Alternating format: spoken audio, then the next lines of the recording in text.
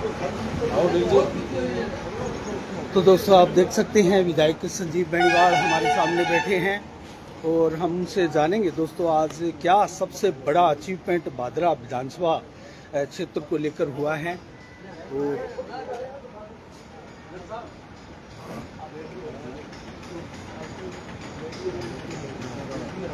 दोस्तों बात भी करने वाले हैं हम, आप देख सकते हैं विधायक संजीव बेनीवाल जी यहाँ मौजूद है।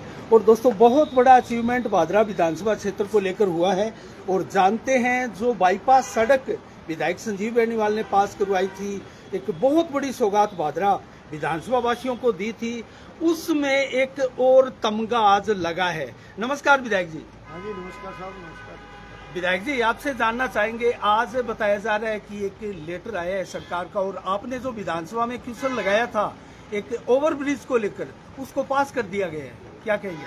देखो अपने लिए बहुत ही आज खुशी की बात है कि आज वो मंजूरी का लेटर जिसका आप जिक्र कर रहे हो कल आ गया, क्योंकि चालू वित्त वर्ष में जो अभी बजट जो पारित हुआ पिछला, उसमें लगातार हम मांग कर रहे थे कि यहाँ बाईपास की भी ज़रूरत है, ओवरब्रिज की भी आवश्यकता है। तो बजट में सरकार ने उस समय भादरा सावा रोड से भादरा राजगढ़ रोड तक का बाईपास सड़क मंजूर की। हमने मांग की माननीय मुख्यमंत्री जी से, माननीय वित्त मंत्री जी से कि ये अपना जो बाईपास बनेगा, इसका बाईपास बनना तब सार्थक होगा कि हम इस रेलवे लाइन के ऊपर से जो है ओवरब्रिज की हम मंजूरी जो है इसमें साथ के साथ प्रदान करें।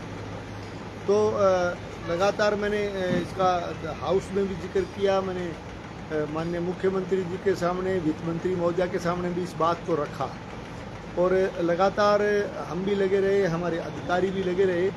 काफ़ी कोर्सपोंडेंस इसमें करना पड़ा, लेकिन मुझे कहते हुए खुशी है कि हमारे इस बाईपास रोड जो भादरा सावा रोड से भादरा राजगढ़ रोड तक बाईपास, उसमें उसको संशोधित करते हुए उसमें ओवरब्रिज भी सरकार ने उसमें सम्मिलित कर लिया है और अब ये करीब 86 करोड़ 50 लाख का बजट, इसमें दोनों काम ये बाईपास विद ओवरब्रिज इसकी स्वीकृति प्रदान की गई है। तो मैं सभी इलाका वासियों को, आप सबको इसकी बहुत बहुत बधाई भी देता हूं और माननीय मुख्यमंत्री जी का, माननीय वित्त मंत्री महोदया का और तमाम सरकार में मैं जो सहयोग मिला, मैं सबका तहे दिल से भादरा क्षेत्र की जनता की तरफ से उनका बहुत बहुत आभार प्रकट करता हूं, बहुत बहुत उनको धन्यवाद देता हूं, क्योंकि निश्चित रूप से इसकी बहुत बड़ी आवश्यकता थी।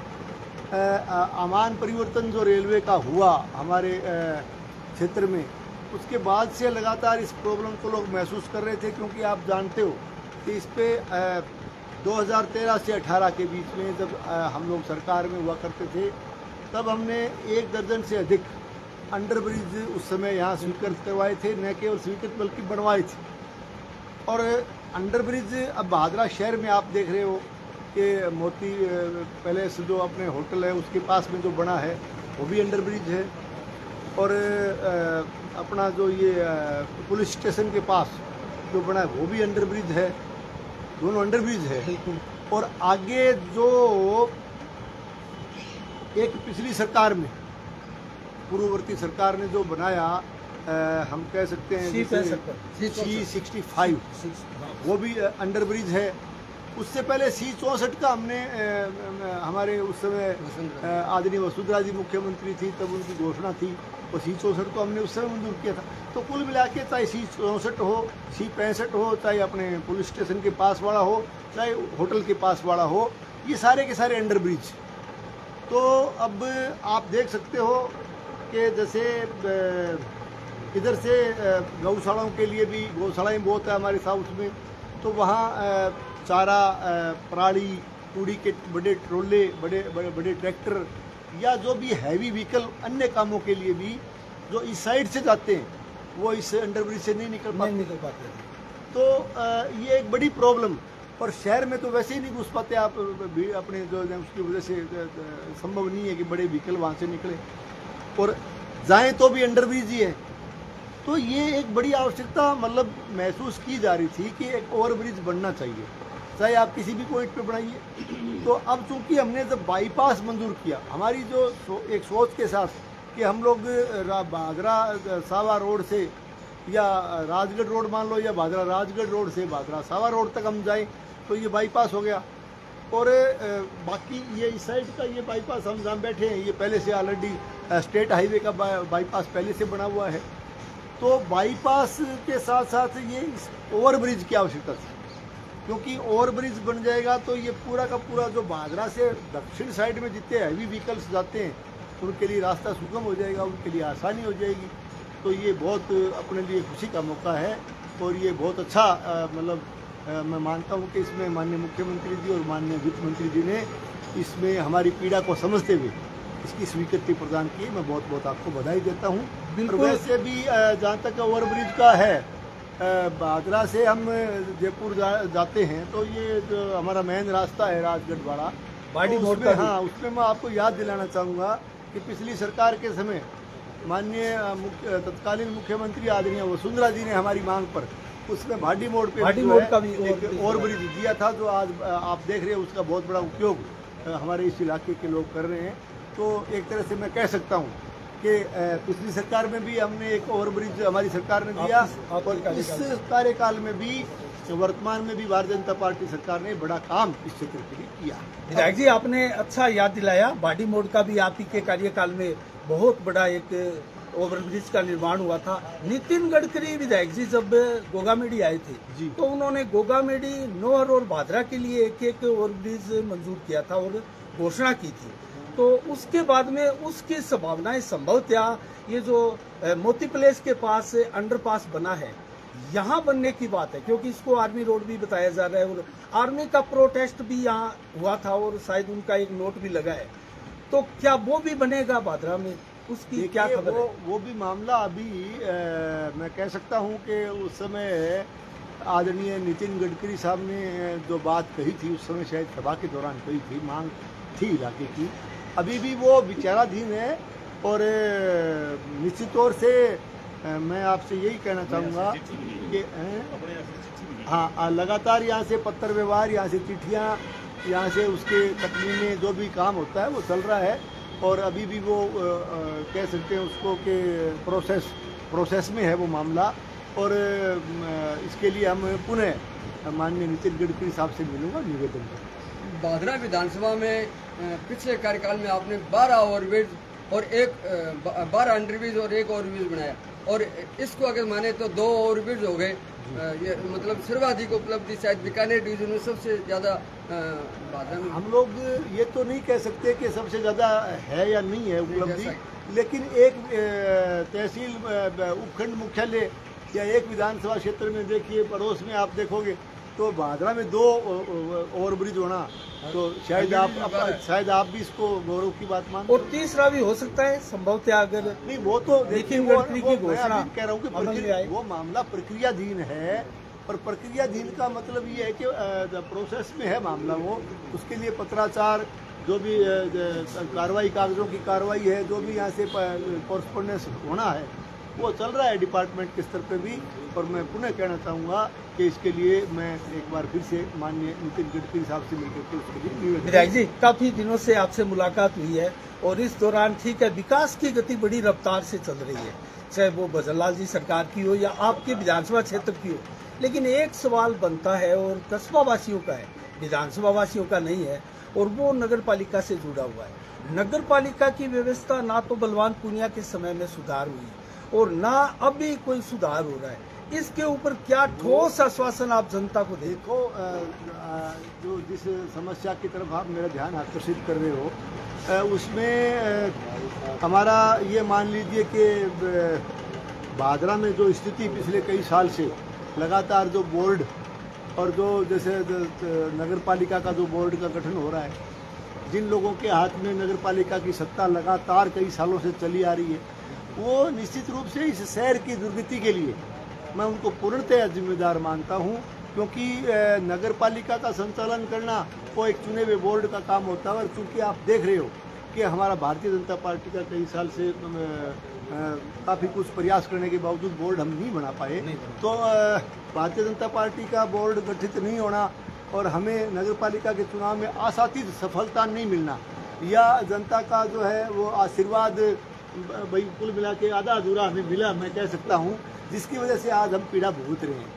और मैं ये कहना चाहूँगा कि नगर पालिका के चुनाव में आगे यदि भारतीय जनता पार्टी का मजबूत बोर्ड भादरा के शहर की जनता यदि चुनेगी तो निश्चित रूप में इसमें हम सुधार करेंगे। इस बात एक बात इसके ऊपर और निकल कर आती है कि अभी इसी साल फिर चुनाव होने हैं नगर पालिका के, तो जनता को फिर एक उम्मीद जगी है कि कम से कम इस बार इस समस्या का समाधान हो जाएगा।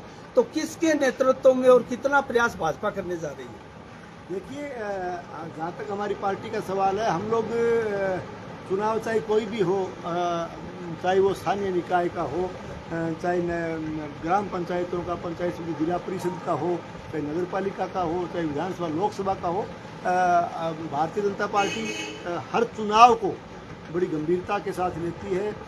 कार्यकर्ताओं से मंथन करके, कार्यकर्ताओं के मशवरे के हिसाब से, उनकी राय के मुताबिक हम लोग चुनाव को आगे बढ़ाते हैं, उसमें कैंडिडेट का सिलेक्शन करते हैं। और निश्चित रूप से भारतीय जनता पार्टी में चुनाव हमेशा कार्यकर्ता लड़ता है। तो मेरा मानना ये है कि अब नगर पालिका के चुनाव भी आने वाले हैं, पंचायत राज के चुनाव भी आने वाले हैं, तो कार्यकर्ता मजबूती से लगे हुए हैं और भारतीय जनता पार्टी मजबूती से आने वाले चुनाव को। वैसे एक चर्चा चल रही है कि सीधा चुनाव होगा या वैसे पार्षदों द्वारा होगा? देखिए, ये तो अभी इसमें मैं कोई टीका टिप्पणी करना अभी इस समय में उचित नहीं समझता। देखते इसके लिए विधानसभा में शायद विधेयक पास होगा, पहले आएगा, और अभी तक तो विधेयक भी नहीं आया है। देखिए, जो कुछ होगा उसको आप देखते जाइए। भाजपा के शासन में चलो ऐसा ही देखते जाइए। चलो, बहुत बढ़िया, बहुत बढ़िया जी। देखते जाओ क्या क्या होता है। जय जी, डिंगबा से हमें जल जीवन मिशन में घोटाला, उसकी जांच की जाएगी। जल जीवन मिशन में घोटाला हुआ है, गड्ढे बढ़िया, नई पाइपलाइन। कहाँ की बात कर रहे हो? डिंगबा पूरा।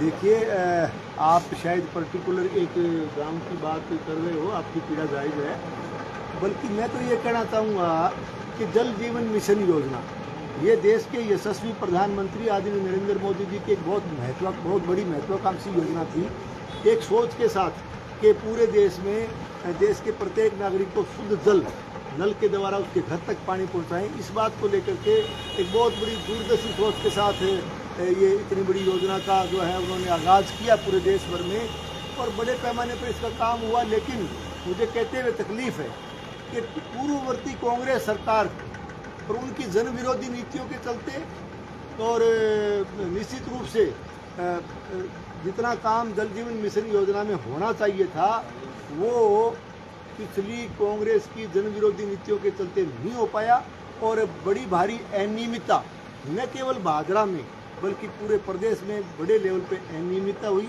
बड़े लेवल पे भ्रष्टाचार हुआ।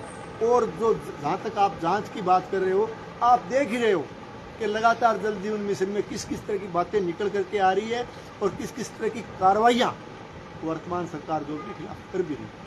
विधायक जी, एक सवाल और चलते चलते, क्योंकि गर्मी का समय है, भीषण गर्मी है, हालांकि कोई बहुत बड़ी है घोषित कटौती बिजली की नहीं चल रही है, लेकिन फिर भी लंबे समय से वायरिंग पुरानी होना और लाइनिंग ये बहुत वर्ष हो गए, तो कहीं ना कहीं बार बार जो फॉल्ट आ रहे हैं और लाइट जा रही है, इससे कस्बावासी बड़े परेशान। एक अर्ज करना चाहूँगा पत्रकार महोदय कि गर्मी के मौसम में, भीषण गर्मी के मौसम में पावर का, बिजली का कहीं न कहीं तंत्र और उसमें कोई न कोई विघ्न बाधा आना चीज़ें चलती है, स्वाभाविक। गर्मी के मौसम में स्वाभाविक है, क्योंकि लोड बहुत ज़्यादा उस पर पड़ता है। और आज के इस ज़माने में सुख सुविधाएं जितनी बिजली पर निर्भर हैं, तो सारी की सारी बिजली से चलती है, तो बिजली का संकट तो आता है, ये हम सब लोग मानते हैं। लेकिन फिर भी मैं आपको एक बात कहना चाहूँगा कि इतने बड़े गर्मी के मौसम में, बल्कि आंधी तूफान भी इस बार खूब आए, बिल्कुल आए, और आंधी तूफान का मौसम रहा, और आंधी तूफान में कहीं न कहीं फॉल्ट होना ये स्वाभाविक सी बात है। पर इस बार जो बड़े तूफान आए, आपने देखा होगा कि भादरा विधानसभा क्षेत्र में अनेक जगह ट्रांसफार्मर गिर गए, अनेक जगह सैकड़ों की संख्या में खंभे टूट गए, बड़ा भारी नुकसान हुआ। लेकिन मैं एक बात के लिए मैं निश्चित रूप से साधुवाद देना चाहूँगा हमारे यहाँ के कर्मचारियों को, अधिकारियों को, कि कितना बड़ा तूफान आया, 1.5 दिन के अंदर अंदर तंत्र को फिर से खड़ा कर दिया। और मतलब बिजली की जो एक व्यवस्था खराब हो गई, उसको पुनः व्यवस्थित करने में ज़्यादा समय नहीं लगाया। यहाँ के कर्मचारियों ने, अधिकारियों ने मेहनत की, जिसका परिणाम ये रहा कि 1.5 दिन के अंदर अंदर इतने बड़े तूफान का जो नुकसान हुआ, उसको ठीक करके लाइट की व्यवस्था को पुनः चालू किया गया। ये चीज़ मैं कहना चाहूँगा कि हम लोग आगे भी कहना चाहेंगे कि बिजली में गर्मी का ज़्यादा मौसम होने की वजह से थोड़ी बहुत दिक्कत आना स्वाभाविक बात है, लेकिन बड़े पैमाने पर बिजली की परेशानी नहीं आने देंगे। व्यवस्था को एक सवाल से मैं ध्यान आकर्षित करना चाहूँगा आपका। 30 वर्षों का राजनीतिक कैरियर आपका हो गया और बड़े काम आपने किए हैं, 12 अंडर ब्रिज हो या ओवर ब्रिज अब बन रहा है, एक तो बन चुका है। आप शायद नहरों बिल्कुल, ये कृषि प्रधान इलाका है, बिल्कुल शायद बिल्कुल आप नहरों की तरफ आपका ध्यान जा नहीं रहा या नहीं, बिल्कुल जा रहा है विधायक बड़ा जी। काम। लेकिन एक सवाल जो बनता है वो ये है कि अभी तक किसी विधायक का ध्यान नहीं गया, ना किसी ने करवाया। यहाँ जलदाय विभाग की पाइपलाइनें पुरानी है, 60 से 70 वर्षों पुरानी, और बिजली विभाग की भी वायरिंग लाइनें बहुत पुरानी है। क्या उनको व्यवस्थित करने का बहुत बड़ा जिम्मा आप निभाएंगे क्या? देखिए, न केवल उन पाइपलाइनों को व्यवस्थित करने का काम हमारा जल जीवन मिशन में अभी भी चल रहा है। न केवल लाइनों को व्यवस्थित हम करने की बात करेंगे, बल्कि आप देख रहे हो, अब आपने जिक्र कर दिया पीएचडी डिपार्टमेंट का। हम लोग जहाँ बैठे हैं, ये चैनल जो आता है अमर सिंह सिस्टम से पानी हमारे इस वाटर वर्क्स में आता है, ये चैनल आप देख रहे हो बना हुआ। बिल्कुल ठीक है। और अमर सिंह सिस्टम में चूंकि जो रेगुलेशन बनता है या नहरी सिस्टम का, उसमें 15 दिन अमर सिंह सिस्टम चलता है, 15 दिन पानी हमारे सिद्धमुख सिस्टम में चलता है। लगभग ये रेगुलेशन आप देख रहे हो कई सालों से। तो 15 दिन जब तक अमर सिंह सिस्टम में पानी चलता है, तो ये इस चैनल के माध्यम से पानी जहाँ हमारे वाटर वर्क्स को मिलता है, बादरा शहर को, शहरी जल प्रदाय योजना को। और 15 दिन जब अमर सिंह बंद हो जाती है, तो उसके बाद में जो हमारा सोर्स ऑफ वाटर है वो केवल अमर सिंह पे निर्भर था। और जब नहर बंद हो जाती है, कई बार बंदी लंबी भी आ जाती है, तो उस दौरान शहर में पानी की भारी किल्लत आप महसूस करते हो। तो हमने चूँकि सिद्धमुख भी 15 दिन चलती है, आपने देखा होगा अभी टेंडर लगे हुए हैं, बहुत बड़ी स्कीम सागड़ा के पास जो है ना, जहाँ हमारा मेन सिद्धमुख फीडर है, उससे जोड़ करके हमने बहुत बड़ी जल प्रदाय योजना, जिसकी स्वीकृति पिछले दिनों जो है जारी हुई है, उसके टेंडर लगे हुए हैं। तो इसको सिद्धमुख से भी शहर को जोड़ देंगे उस योजना के बाद। तो 15 दिन सिद्धमुख में पानी चलेगा तो शहर को पानी मिलेगा, और जब अमर सिंह चलेगी तो शहर को पानी मिलेगा। कहने का मतलब निरंतर पूरे महीने भर, पूरे साल भर पानी जो है सोर्स ऑफ वाटर हमारा जिंदा रहेगा और उसमें पानी मिलेगा। जिससे कि मेरा ये मानना है कि आने वाले समय में बागरा शहर में पानी की किसी तरह की कोई किल्लत नहीं रहेगी। 8 को टेंडर होता है, फिर 16 को होता है। देखिए, टेंडर होने की जो प्रक्रिया है वो तो आप समझते हो, कहीं न कहीं विलम्ब, कई बार हफ्ते 2 हफ्ते का, महीने का विलम्ब कोई टेक्निकल कमी की वजह से भी रह जाता है, लेकिन वो चीज़ें चलती है, वो तो प्रोसेस है, चलता है वो। तो उसके साथ साथ अब नहर का भी आप देख रहे हो, लगातार नहर के उसमें काम चल रहे हैं। अभी पिछले दिनों हमने शिलान्यास किया था रसलाना, इसके धिरानी हेड के ऊपर रासलाना द्वीपिका का, और अभी पिछले दिनों करीब 30 करोड़ की स्वीकृतियाँ हमने अमर सिंह और सिद्धमुख में माइनरों के पुनरुद्धार के लिए हम और लेके आए हैं। उसकी स्वीकृतियाँ भी आपने पढ़ी होगी शायद, उसमें चाहे वो राजपुरा माइनर हो, चाहे आपके जो है अमरपुरा माइनर हो, चाहे इधर आपके अमर सिंह सिस्टम में सरदारपुरा माइनर हो, चाहे आपके भादरा माइनर हो, चाहे जो भी माइनर हैं, बहुत सी माइनरें हमने दोनों सिस्टम की नहरी तंत्र के पुनरुद्धार के लिए उसको हमने दिया है। और उससे पहले भी हमारा काम सिद्धमुख सिस्टम में पहले से भी कई माइनरों के पुनरुद्धार का हमारा चल रहा है। और मैं आपको याद दिलाना चाहूँगा, देखिए, मैं ये नहीं कहता कि काम हम करते हैं, ये तो हमारी ड्यूटी है। हम तो ये नहीं कहते कि हमने काम किया, वो तो जनता की ताकत है, जनता हमें ड्यूटी लगाती है काम करने, काम हमें करना चाहिए, किसी भी जनप्रतिनिधि को करना चाहिए। कोई हम अलग से नहीं कर रहे हैं, कोई हम नया नहीं कर रहे हैं। लेकिन मैं ध्यान आपका ज़रूर दिलाना चाहूँगा, क्योंकि कुछ हमारे विरोधी भाई केवल और केवल मैं कह सकता हूँ कि झूठी घोषणाओं में विश्वास रखते हैं, एक तरह से ड्रामेबाजी में विश्वास रखते हैं। हम उसमें विश्वास नहीं रखते। 98 से जब मैं पहली बार इस क्षेत्र की नुमाइंदगी मुझे दी गई, मैं आपको याद दिलाऊंगा कि अमर सिंह सिस्टम के अंदर, अमर सिंह सिंचाई सिस्टम में अमर सिंह मैन कनाल के अलावा सारी की सारी माइनरें, डिस्ट्रीब्यूटरी सब माइनरें जो छोटी नहरें, चाहे वो डीपीएन हो, चाहे एनटीआर हो, चाहे एमएसआर हो, चाहे ये बीडीआर आपकी चल रही भादरा माइनर हो, चाहे सरदारपुरा हो, चाहे बरवाड़ी, ये सारी की सारी कच्ची हुआ करती थी। आपको याद है, आप जनसा बहुत पुराने हैं, पत्रकार हो, तो उस समय लगातार कभी नहरें टूट जाती थी। उस समय RWSRP प्रोजेक्ट, जब मैं उस समय विधायक था, हम उस प्रोजेक्ट के तहत इन नहरों की मंजूरी लेके आए। सारी की सारी नहरें मेरे उस कार्यकाल के दौरान हमने पक्की कराई। आप जाकर के उन हेडों पे आप देख सकते हो, आज भी शिलान्यास लोकार्पण के पत्थर आपको बिल्कुल लगे और हमने उसको दुरुस्त कराया। उसके अलावा जब इसी इलाके में उसी कार्यकाल के दौरान बहु प्रतीक्षित, यानी कि जो लंबे समय से मांग, उस जमाने की बात मैं ध्यान आकर्षित करूँगा आपका, सिद्धमुख वितरिका और रतनपुरा वितरिका जो कि लंबित थी और लगातार लोग जो है जयपुर तक जाते थे मांग करने।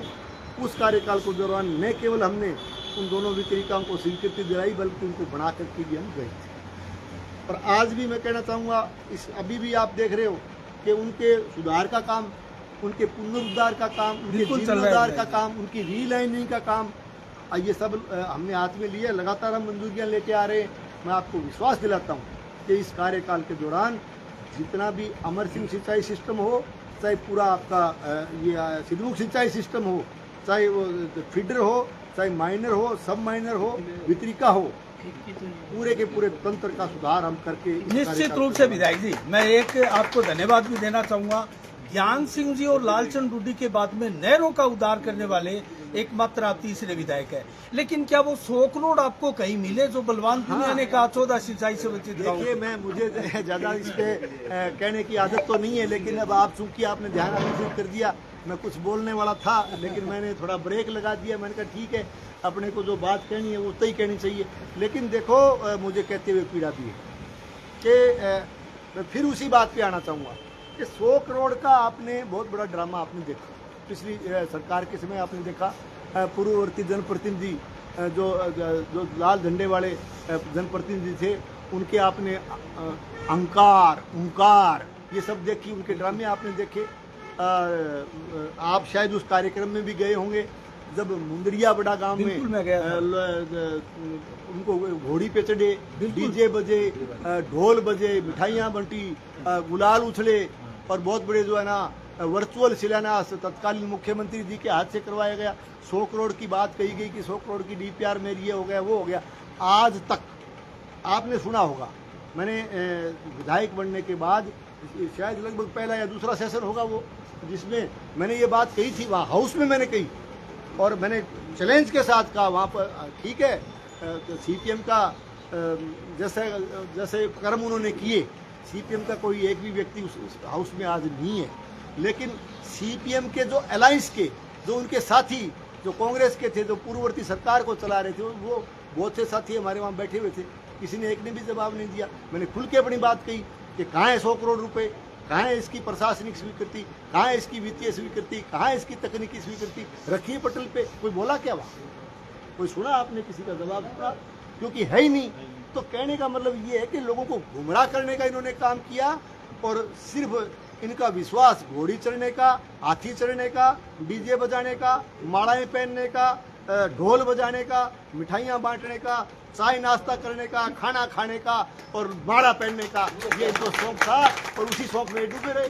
तो क्या ये मानकर चले कि बलवान पुनिया घोड़ी वाले विधायक बनकर रह गए? निश्चित रूप से इनको अब ज्यादा डिग्री जनता दे पाएगी घोड़ी। अब हम लोगों को शौक नहीं है, क्योंकि देखिए हमने काम, चाहे आप बाईपास की ओवरब्रिज की बात करो, चाहे आप नहरों के जीर्णोद्धार की बात करो, हम स्कूलों, देखिए हम स्टेडियम में अभी काम चालू करेंगे, बहुत बड़े स्टेडियम का भी बजट हम लेकर के आए हैं।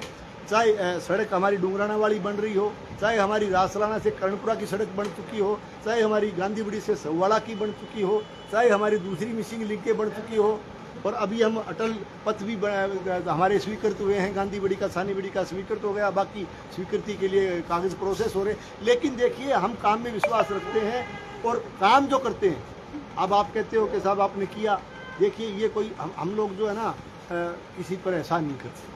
काम हम स्वीकृत कराते हैं, काम विकास का करते हैं, ये हम जनता पे एहसान नहीं करते, क्योंकि जनता ने हमें इसके काबिल बनाया है, जनता ने हमें इसके काबिल समझा है, तो जनता ने हमें चुना है। हमारी ड्यूटी है, जनता ने हमारी इस काम के लिए ड्यूटी लगाई है। मैं इतना ही कह सकता हूँ कि जब तक ये ड्यूटी करूँगा पूरी ईमानदारी के साथ और पूरे मजबूती के साथ ड्यूटी करूँगा और इस इलाके का विकास कराऊंगा। मुझे घोड़ी पे चढ़ने का, हाथी पे चढ़ने का, डीजे पे चढ़ने का मुझे शौक नहीं है। तो संजीव जी, क्या आप इतने बड़े नेता नहीं बने? क्योंकि बलवान पूनिया तो रावत सर सूरतगढ़ पीलीबंगा तक मीटिंगें संबोधित करने जाते हैं। देखिए ऐसा है कि वो हो सकता है बहुत बड़े नेता होंगे। मैं देखिए, मैं व्यक्तिगत तौर पे मेरे पड़ोसी भी हैं, मेरे खेत के पड़ोसी भी हैं, मेरे गांव के पड़ोसी भी हैं, मेरे गवांडी भी हैं, मेरे मित्र भी हैं। मैंने ये ठेका नहीं ले रखा कि मैं लगातार कोई उनकी आलोचना के लिए, सिर्फ मैं उनका विरोध करने के लिए बोलूँ, ये भी मुझे शौक नहीं है। ठीक है, वो होंगे बड़े नेता हैं तो अच्छी बात है, इलाके को बड़ा नेता मिल रहा है, अच्छी बात है, कोई बुरी बात नहीं है। बल्कि ये तो आप तो बात रावत सर तक जाने की कर रहे हो। अगर नेशनल लेवल के नेता बनते हैं तो आपके लिए खुशी होनी चाहिए, आपके इलाके के नेता हैं, कहाँ दिक्कत है? मुझे उससे कोई मतलब नहीं।